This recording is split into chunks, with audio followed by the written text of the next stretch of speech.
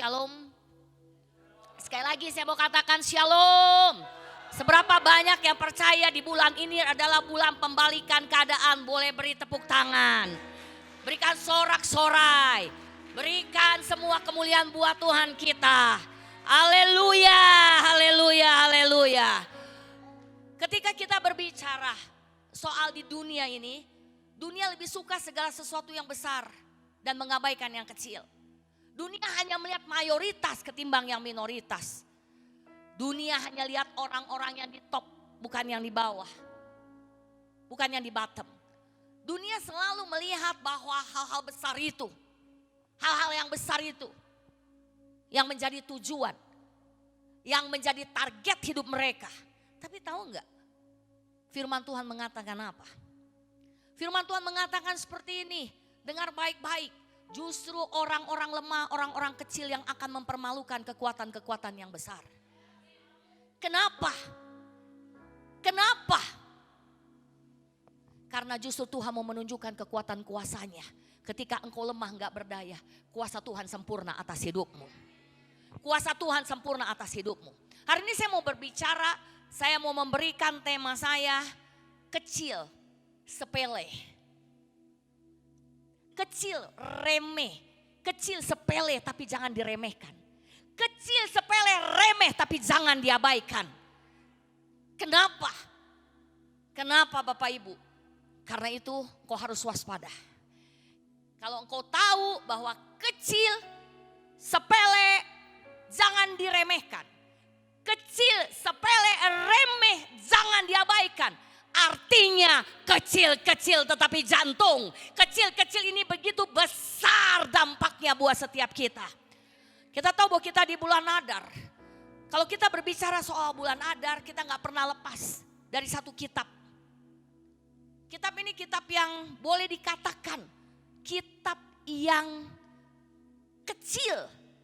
Hanya kitab yang kecil di antara yang banyak yang besar. Bayangkan wanita, nama wanita yang ditulis di kitab perjanjian lama salah satunya. Hanya yang kecil ini. Yaitu kitab Esther. Oke, semua pada pinter-pinter, kita bersyukur bahwa kita semua pinter-pinter semua. Ketika kitab Esther ditulis, apa yang terjadi? Kitab Esther itu dimulai tentang satu kerajaan di Persia yang bernama rajanya Ahasiweros. Bapak Ibu tahu dia punya kedudukan yang dahsyat. Dia daerah pemerintahan yang dia jajah dari ujung ke ujung. Di bawah kekuasaannya 27. Artinya dia kaya. Artinya dia terkenal. Dia besar. Dan pasti kalau orang kaya terkenal besar raja ini, permaisurinya gak ada yang bopengan. Permaisurinya gak ada yang bau. Permaisurinya gak ada yang jelek. Pasti cantik menawan. Lumrah. Lumrah kan? Lumrah. Lumrah. Ketika dia mengadakan pesta, dengar baik-baik. Nama permaisurinya Ratu Wasti. Ratu Wasti terlampau. Dia ada di tempat kejayaan. Dia menjadi seorang permaisuri yang cantik, yang luar biasa, yang elok menawan. Bahkan disejajarkan di seluruh daerah itu. Tidak ada yang bisa disejajarkan dengan kecantikan si Wasti ini. Ketika raja bikin pesta, dia juga bikin pesta. Anda ngerti sifat seperti apakah ini? Artinya sifat gak mau kalah. Sifat gak mau dianggap remeh. Sifat gak mau disepelekan. Sikap yang selalu mau terlihat dia itu besar. Berkuasa. Walaupun hanya sebagai istri. Dan saya mau beritahu. Pastinya kenapa dia bisa seperti itu. Pernah gak berpikir? Apa? Pinter dia. Kita beri tepuk tangan. Buat orang yang hari ini pinter. Yang biasanya ya hari ini pinter ya. Karena dia disayang. Betul. Buktinya di mana dia disayang? Mana buktinya? Ya bisa membuktikan raja ini sayang. Raja akhirnya menyesal. Karena Wasti memberontak. Wasti gak ikutin. Hanya hal sepele lu. Apa sih susahnya? Datang. Ya kan? Disuruh begini aja. Tuh cuman begini. Ya kan? Apakah dia disuruh ngelayanin tamu gitu? Gak mungkin lah rajanya kasih dipegang-pegang. Gak mungkin. Dia cuman dipamerkan. Kayak orang itu ditaruh di etalase. Dipamerkan. Kayak orang tuh model. Hai, everybody hai. Hai, shalom, shalom, shalom. Tapi dia gak mau. Kenapa? Karena dia berasa bahwa harga diri dia lebih. Karena dia berasa dia sangat disayang. Ngapain? Sekarang aja saya bikin pesta sendiri kok. Tapi mau tahu gak apa yang terjadi? Raja itu lagi mabok memang sebenarnya. Ingat baik-baik. Kalau Tuhan lagi bertindak. Lagi maboknya. Dia dibilang. Adain rapat. Oh itu gak bagus tuh. Ingat loh, jangan pikir kecil loh raja. Jangan pikir hal sepele. Tapi dia akan jadi kesaksian buat nanti. Semua di sini ingat loh, banyak membesar-besar loh. Nanti istri-istrinya kurang ajar loh. Ikin jadi contoh loh. Jadi contoh nih yang kayak gini nih. Habis saya mesti ngapain dong? Turunin tuh si Wasti. Dia tautin. Si raja lagi mabok. Dia ikutin. Dengar baik-baik. Tapi beberapa hari kemudian dia sadar. Dia kehilangan si Wasti. Dia mulai sedih. Karena dia cinta sama Wasti. Makanya dia sayang. Kalau enggak mungkin. Si Wasti itu bisa sampai kayak begitunya. Waktu dia dalam kesepian. Dia terkenang sama si Wasti. Muncullah satu tokoh. Yang gak pernah ada namanya disebut. Yang begitu kecilnya. Bukan siapa-siapa. Bayangin dia cuma yatim piatu. Dia dalam pembuangan. Dia orang Israel yang dibuang dengan sebenarnya bukan pamannya. Tapi dengan sepupunya. Tapi beda umur jauh. Yaitu Mordekai. Dia udah yatim piatu loh. Gak kenal bapak, gak kenal ibu. Jadi kalau hari ini kalian yang yatim piatu dan kalian bilang diriku kecil. Diriku gak ada apa-apanya. Diriku siapa? Gak mungkin aku bisa. Hari ini dengar, kau mau percaya gak percaya bahwa Tuhan sanggup membalikan keadaan di dalam hidupmu. Tinggal kau mau receive or not. Itu pilihan di tangan kita. Tapi Esther lihat baik-baik. Esther memperhatikan hal-hal kecil. Yang membuat dia berhasil ketika pamannya bilang, kamu jangan pernah mengaku kalau kamu bangsa Yahudi. No reason. Pamannya juga gak kasih tahu kenapa alasannya. Saya juga percaya waktu Mordekai ngomong begitu. Dia juga gak tahu spesifiknya seperti apa. Dia cuma ngomong udah kamu gak usah ngaku. Kamu tuh orang Yahudi, udah gak usah. Seperti Tuhan bekerja. Bikin blueprint itu yang untuk ke depan. Bisa gak? Hari ini kita mau percaya gak sih? Tuhan ini buat itu loh di dalam hidup kita. Walaupun kita gak ngerti. Walaupun kita gak tahu. Terus apa Esther waktu dia ngomong gitu dia tanya terus. Itulah orang yang kalau suka membenarkan diri. Kenapa gak boleh? Dia mungkin kan manggilnya udah dianggap anak ya. Father, Abi. Abi, kenapa teh gak boleh Abi? Kenapa? Abi toh kosok begitu banget. Kok malu apa kita kalau kita orang Israel? Masa kita malu sama bangsa kita? Kita aja gak malu. Aku nih abdi ini teh cek orang Sundanya. Kita malu nih orang Sunda. Biarin aja ngomongnya kayak gini. Kayak gitu juga gak apa-apa. Kampungan juga entah papa-papa. Kita kan harus dong. Masa kita malu sih kita ngomong Indonesia? Indonesia di hati Indonesia sampai mati. Mau apapun yang terjadi. Masa kita malu sih? Iya dong. Buat saya tuh gak beralasan loh. Masa kita bohongin. Kamu kalau di luar jangan ngaku mamah ya. Jangan ngaku. Kamu jangan ngaku.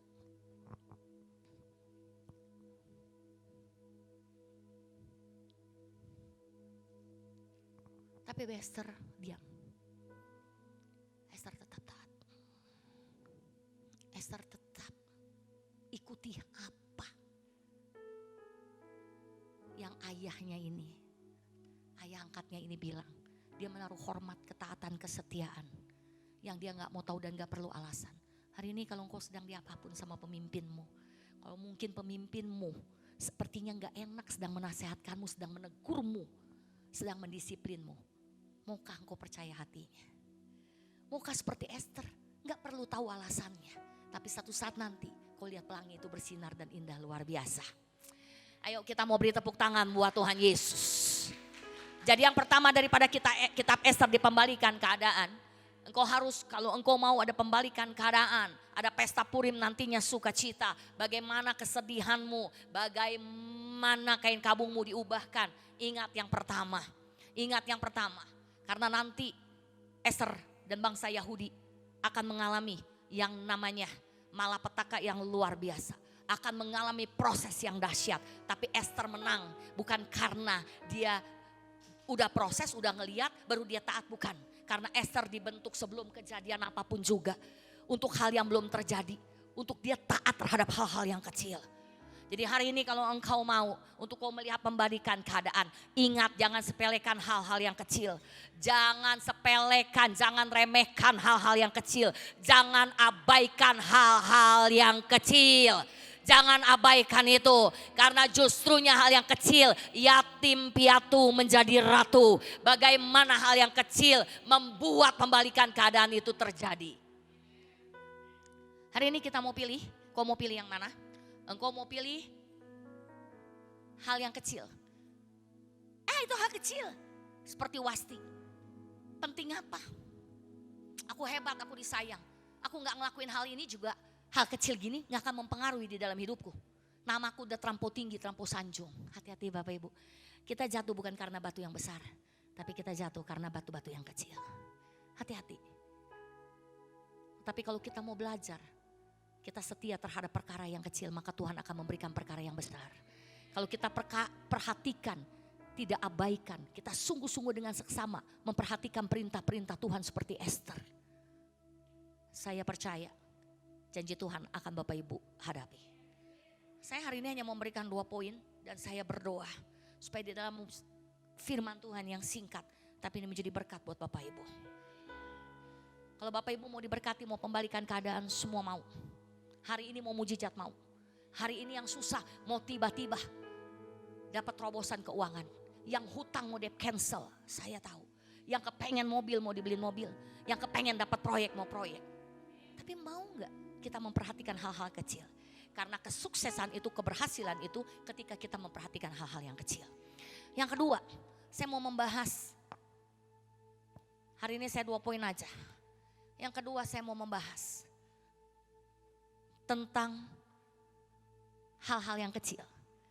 Bagaimana seorang Haman, dia terlampau melihat hal yang besar dan menganggap remeh orang kecil, yaitu si Mordekai. Pastinya saya mau beritahu, Haman itu hebat. Kalau nggak hebat dia nggak mungkin diangkat. Semua setuju? Dia pejabat yang didudukan tangan kanannya daripada Raja Ahasiweros.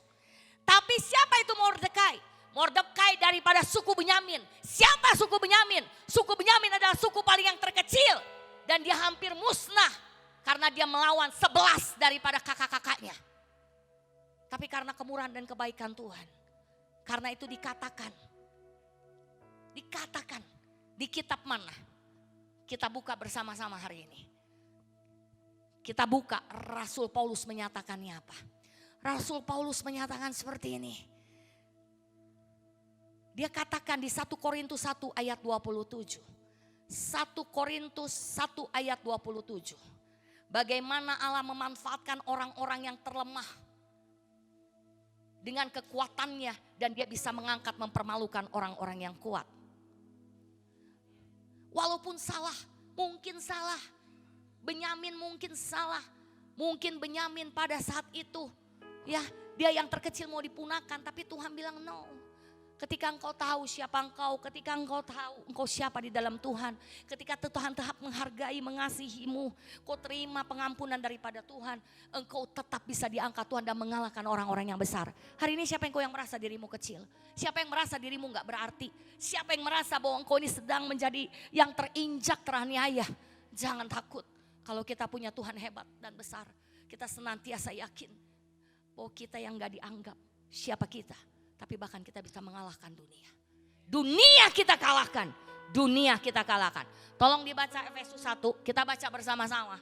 Tetapi apa yang bodoh bagi dunia, dipilih Allah untuk memalukan orang-orang yang berhikmat.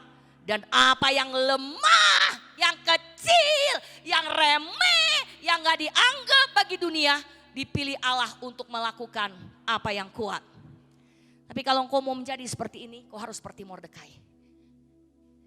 Karena kisah ini salah satunya adalah Mordekai dan dia yang berhasil.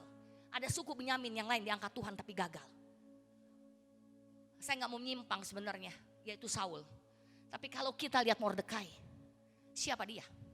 Dia ikut dalam pembuangan. Dia bukan siapa-siapa. Dia suku yang paling kecil. Tapi dengar baik-baik.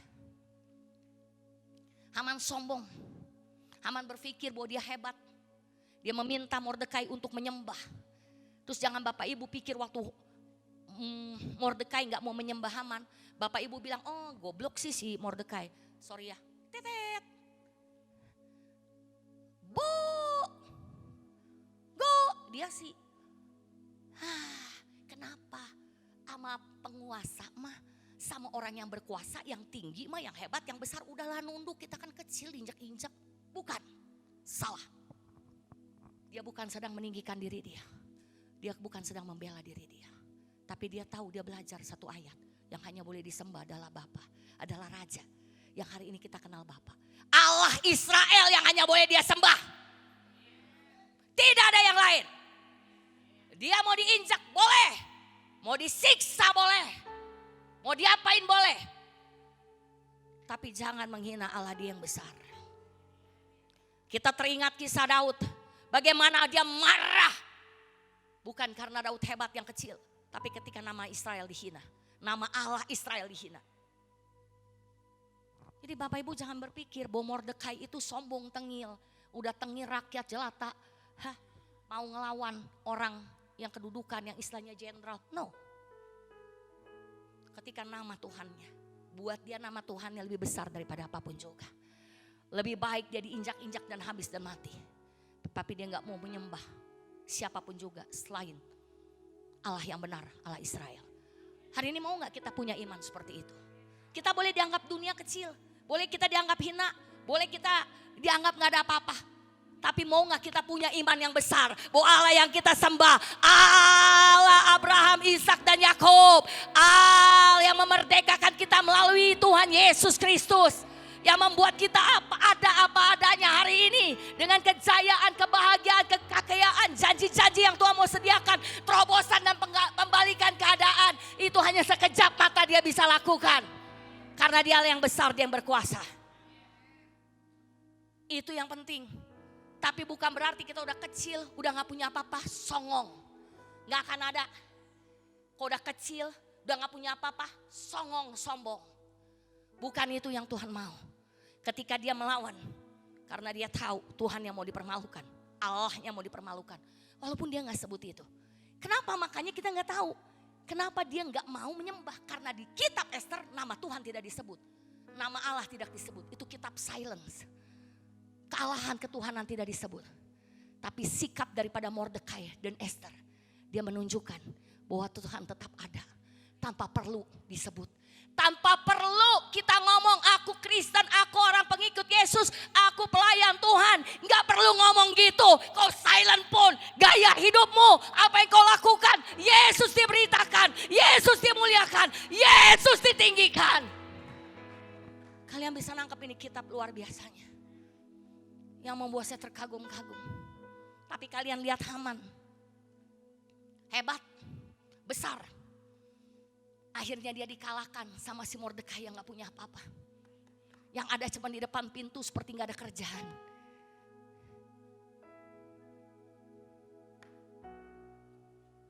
Akhirnya dia mau menggantung si Mordekai, dibalikan keadaan.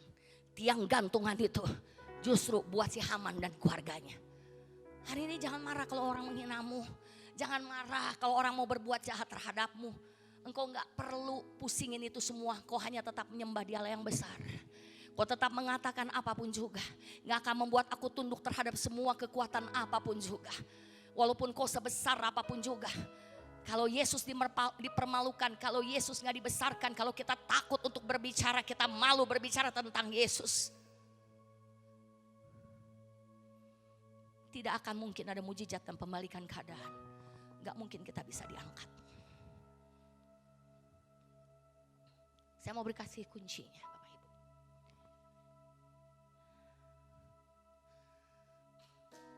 Tahu gak apa yang terjadi? Berbalik keadaan. Haman digantung, Mordekai diangkat. Boom! Karena hal sepele, hal kecil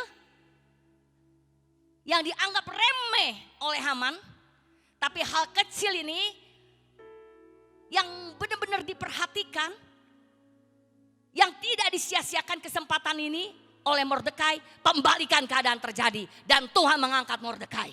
Saya mau beritahu, saya mau kasih tahu Bapak Ibu. Itu gak main-main. Kalau waktu itu Esther, saya tutup dengan kata kunci ini. Kalau waktu itu Esther tidak memperhatikan hal-hal kecil yang diajarkan daripada Mordekai, tapi dia mau selalu membantah, membenarkan diri. Ngapain sih? Aku udah miskin, udah yatim piatu, disuruh susah, disuruh jadi ratu. Aduh, pendidikan juga kayak begini, gak ngerti bangsa Persia. Aduh, yang cantik juga banyak. Gak boleh ngomong lagi nih bangsanya, menderita banget, dikurung begitu lama setahun, dikasih apa juga mau, disuruh begini iya. Aku gak ada kebebasan ya. Aduh, aku mah mau bebas. Kenapa ratu-ratu sekarang gak bisa menjadi ratu yang sebenarnya? Karena dia salah, dia gak tahu posisi dia. Ketika kita menjadi ratu, kita harus membawa budaya ratu. Ratu itu semua harus punya budaya dan kita harus belajar untuk diproses. Anak jalanan gak bisa jadi ratu. Saya serius. Saya aja gak bakal bisa jadi ratu. Kalau saya sungguh-sungguh ratu yang sesungguhnya, saya gak akan terpilih. Saya gak suka pakai gaun. Saya gak suka sisir rambut kalau lagi basah-basah. Saya gak suka jalan dengan lemah lembut. Aduh ampunin Tuhan, betul. Tapi ini yang saya mau ngomong, arti sesungguhnya. Saya gak bisa Bapak Ibu, kalau saya begini, saya bisa pingsan. Jalan di situ aja tuh saya bisa kelenger. Coba. Saya bisa kelenger Bapak Ibu. Kita harus tahu kalau engkau mau diangkat jadi ratu, mau diangkat demikian besar sama Tuhan, kau dia proses juga yang lebih besar, gak bisa main-main. Kau harus matikan kedaginganmu. Saya gak mau jadi ratu dalam arti sesungguhnya karena saya gak mau bayar harga, itu aja, betul? Kita punya kebebasan terbelenggu. Kita punya kemauan terbelenggu. Untuk satu hal. Supaya nama bangsa Israel, nama Tuhan Israel tetap dinyatakan pada saat itu. Esther gak berani berbicara tentang Tuhan. Karena memang nama Tuhan itu tidak disebut. Artinya kekuatan Persia itu luar biasa. Tapi dia tetap berani speak up untuk puasa di benteng Susan. Walaupun dia gak bilang puasanya untuk nyembah, gak ada nama Tuhan. Tapi kita tahu puasa itu adalah kebiasaan daripada bangsa Israel untuk meratap. Dia ambil tantangan itu. Karena dia mau memperhatikan Haman, dia gak sombong. Ketika dia angkat pun, dia memperhatikan dengan seksama hal-hal kecil. Waktu Haman bilang, walaupun kau di istana, kau pikir kau bisa terluput gitu? Hah, Esther? Kau pikir kau bangga? Kalau hari ini Tuhan kasih kesempatan kau dari hal yang kecil, kau gak ada siapa-siapa loh. Kecil banget. Tapi Tuhan angkat sejauh ini. Karena dia punya rencana yang besar atas hidupmu. Tapi bukan berarti Tuhan gak sanggup lagi nanti angkat yang kecil. Kalaupun kau gak mau. Dan Esther tahu di mana dia diangkat. Hati-hati. Kalau hari ini kau sedang diangkat Tuhan. Siapapun juga Bapak Ibu. Ingat dari mana kau diangkat. Jangan pernah lupakan itu. Jangan pernah lupakan dari mana engkau diangkat. Kau harus tetap humble. Tetap seperti Yesus yang begitu rendah hati. Dia raja di atas segala raja. Tapi dia mau direndahkan serendah-rendahnya. Supaya setiap kita dimuliakan.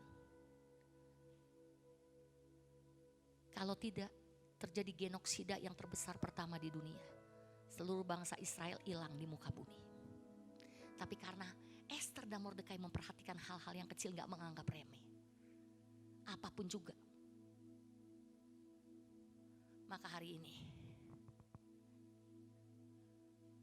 itu terluputkan. Kita sudah baca kisahnya. Kita beri tepuk tangan buat Tuhan kita Yesus Kristus. Kita beri tepuk tangan buat Tuhan kita Yesus Kristus. Katakan haleluya, haleluya, haleluya. Jadi di akhir daripada apa yang saya mau sampaikan firman Tuhan. Yang pertama, perhatikan hal-hal kecil. Jangan abaikan itu. Sekalipun mungkin itu kau pikir sangat kecil, gak berarti, begitu simple. Hanya soal bersikap, hanya soal bertutur, soal berkata, tidak membenarkan diri ketika dididik, ketika kita diproses, ketika kita disakiti. Selalu ingat, karena melalui hal inilah Tuhan akan engkau dan pembalikan keadaan terjadi. Kalau dalam hidupmu engkau merasa bahwa engkau ini bukan siapa-siapa, kau yatim piatu, engkau gak bakal bisa ada di posisi. Percayalah Tuhanmu sanggup. Asal engkau memperhatikan dan gak menganggap remeh apa yang Tuhan percayakan di dalam hidupmu. Sekalipun hanya 1 talenta. Dengar baik-baik, walaupun 1 talenta, jangan kau kubur. Jangan kau kubur dan kau anggap remeh. Ketiga, untuk membalikan keadaan terjadi dan kau diangkat Tuhan. Dirimu boleh kecil. Dirimu boleh gak berarti apa-apa. Tapi kau harus perhatikan hal yang kecil ini. Kau boleh diinjak-injak kalau itu tentang harga dirimu. Kau boleh dihabiskan kalau untuk proses hidupmu. Kalau itu Tuhan mau. Tapi jangan pernah engkau takut untuk memperkatakan Tuhanmu yang besar. Sekecil diri apapun, sekecil dirimu apapun juga. Tapi engkau memiliki Tuhan yang besar. Engkau memiliki Tuhan yang hebat. Engkau memiliki Tuhan yang dahsyat. Engkau memiliki Tuhan yang mau mati buatmu. Yang menyelamatkan hidupmu. Itu yang membuat engkau berani menantang dunia dan katakan, sekali Yesus tetap Yesus. Sekali Yesus tetap Yesus. Sekali Yesus tetap Yesus. Karena firman Tuhan mengatakan, kalau Yesus ditinggikan, maka menarik jiwa-jiwa banyak kepada Dia. Kalau Yesus ditinggikan dan dimuliakan, maka kemuliaannya akan melingkupi setiap kita. Bahwa kita akan diperkaya, kita akan dipermuliakan, dan kita semua akan bahagia. Kita semua akan melihat semua janji-janji Tuhan digenapi. Semua janji-janji Tuhan digenapi. Haleluya, haleluya, haleluya. Amin.